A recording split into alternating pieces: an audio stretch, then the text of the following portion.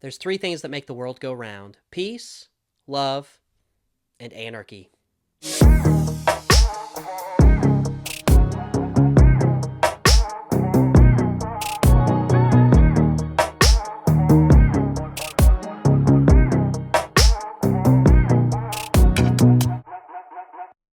What's up, guys? My name's Hayden Murphy, and welcome to my YouTube channel. Today I'm going to be reviewing the Dungeon Anarchist Cookbook by Matt Dinniman. This is the third book in the Dungeon Crawler Carl series. Now, if you saw my previous two reviews in this series, then you know I loved the first one, was really let down by the second one. But I'm glad to say that I loved this book. It's the best one that he's written yet. So I really have to thank Matt Dinniman for writing not just a great book, but also provided me the opportunity to explain to my son what anarchy is. Because, as you know, it's every father's dream to explain to his children what an anarchist does. Anarchy! I don't even know what that means, but I love it! I know if you saw my first two videos, I did have a problem with the last book, Carl's Doomsday Scenario, but this book quashed all my issues that I had. It's like all my complaints I had of the second book, Matt Dinniman heard somehow in the atmosphere and knew I was going to be reading this book sometime in the future. And he was like, don't worry, Hayden. I heard you. I can see in the future. I know you're going to have issues with this book. I'm going to fix it all in the next one. And everything down to the character arcs. This book had better character arcs for the main characters within the first 7 chapters of this book than the whole second book even had. And not just that, but the level design of this book, which I know a lot of people had problems with, and I probably would have been along the same lines of those people if he didn't wisely put an intro in the beginning of the book saying, hey, just FYI, this level is meant to be a little bit confusing. And I could imagine it being a little unenjoyable for some people if they were trying to really laser in, focus on what this level design was and trying to figure out the mystery of this level. Because this level, I believe it's level 4 of the dungeon. If you couldn't tell from the pictures on the cover, it deals with trains. The entire level is actually called the Iron Tangle, and it's definitely tangled. I mean, this thing can be very confusing, and the whole premise of the book is the characters and the players trying to figure out what is the layout of this level design. So reading it can be kind of frustrating, I could understand, if you didn't have that intro at the beginning of the book from Matt Dinniman saying, hey, just a heads up, don't try to, tie your brain into knots trying to figure out what this level is. It will all become clear. Just enjoy the story and it'll come in due time. Relax. Now, I could understand how some people might be a little thrown off by that and it could take away from their enjoyment. For me, I took his words and I was just, in for the ride. And boy, was it a ride. I just want to ride, man. I just want to ride. What helps contribute to the story is there's a new member of the group, Kadia, and she was introduced in the last book, but now she actually starts to become part of the team, so you're not just having Carl and Princess Donut relying only on themselves. They're also getting this new person thrown into the party and what it kind of creates. And there's a little bit of conflict, but there's also a great camaraderie between the three of them. And I enjoyed seeing them expanding their team and having to learn how to work with them. And they figure out how to do awesome like battle figurations in terms of prepping, and Carl can say a word and they're like, boom, they change up their formation. And for any situation, Carl has helped them practice how to come up with different formations to combat the different scenarios, and that was really, really cool. We see some really great character progression for Carl and for Princess Donut.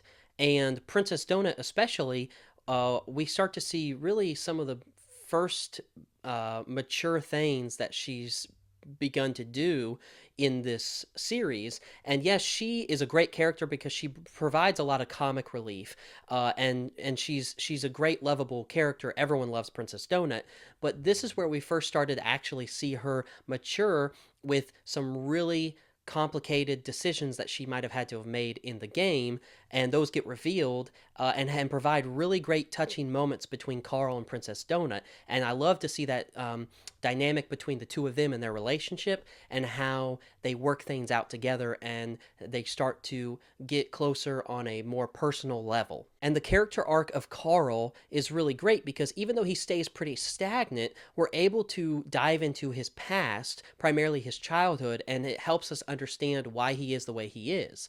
And it's a great juxtaposition of what he's experiencing in real time because as he encounters the horrors of the game, it forces him to confront the horrors of his past, primarily the abuse he experienced as a kid, and so on and so forth. And so on and so forth, and what have you. It's really great because we're seeing him having to start confronting the past so he can get through the present.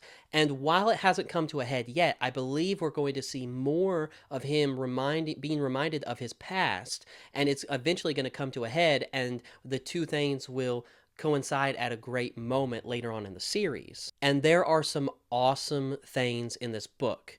The very things I loved the most of the first book are heightened even more in this. The political stuff, I mean, a lot of the behind the scenes political things moving on, the chess pieces that are happening outside of the game were awesome. And touching on that political side of things, this level they introduce sponsorship, so it allows different companies or government entities or individuals to sponsor specific crawlers in the game.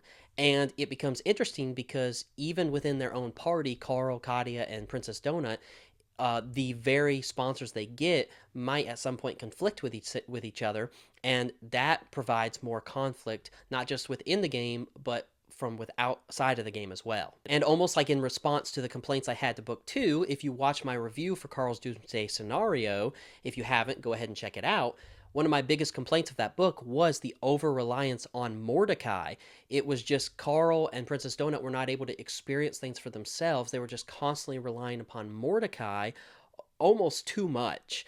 This book reverses that. I won't say how or why, but they are forced to, because of certain circumstances, rely more heavily on themselves. And the best thing of this book was the way he structured it, contrary to how he structured Carl's Doomsday Scenario, where Carl's Doomsday Scenario, you don't even find out what that Doomsday Scenario is until the very final moments of the book, and you're like, what is this even building up to? This book, the Dungeon Anarchist Cookbook, gets introduced fairly early on, and boy, oh boy, when you find out what this Dungeon Anarchist Cookbook is, to me, I think this is one of the greatest things he could have introduced into this series and this game, particularly for Carl, because it reminds me a little bit of like the Half-Blood Prince, if you guys understand that reference from there. It's like there's a purpose to the Dungeon Anarchist Cookbook that, in my opinion, while it might not be like this awesome, cool, great, like weapon, amazing thing, what its purpose is there for is going to be the most beneficial thing to Carl and Princess Donut going forward. And the great thing about the Dungeon Anarchist Cookbook is that it also ties directly into Carl's character arc for this book. Not so much that it like changes him and makes him a better person, it just allows him to realize things about the game that he is able to change his motivations more aggressively. So it allows him, like in previous books, we've seen him help people, but this allows him to realize who else he can help, what he can do.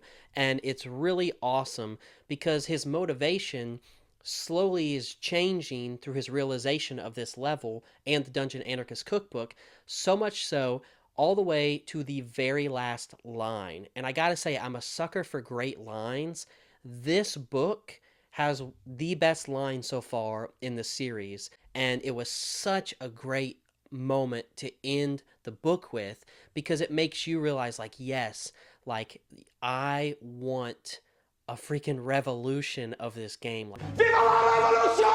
I want the people who are behind this game to suffer. I want the political stuff behind the scenes, again, is what I love the most, and it allows us to realize Yeah, like the people who make this game are so messed up that we want anarchy against that. Like, I'm not saying I'm a proponent or promoter of anarchy, but in the instance of what this governmental system is that is enforcing this game, then like, yeah, like I want them to lead something that can break the game, not just the game, but the whole system in general. And I really, really loved it, and it makes me just want to jump right into the fourth one immediately. So there you guys have it. That's my review for the Dungeon Anarchist Cookbook. But I want to know, what do you guys think? Was this your favorite book? Was it your least favorite? Were you a little confused by the level layout of the Iron Tangle? Let me know in the comment section below.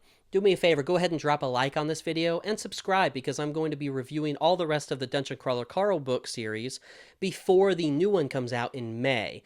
Also, do me a favor, if you haven't checked out any of my previous videos on the series, go ahead and check those out at the end of the video. And I also have some movie review videos you can check out as well. But I appreciate you guys. Thank you for taking the time to watch this video, and I will catch you on the flip side. Bye.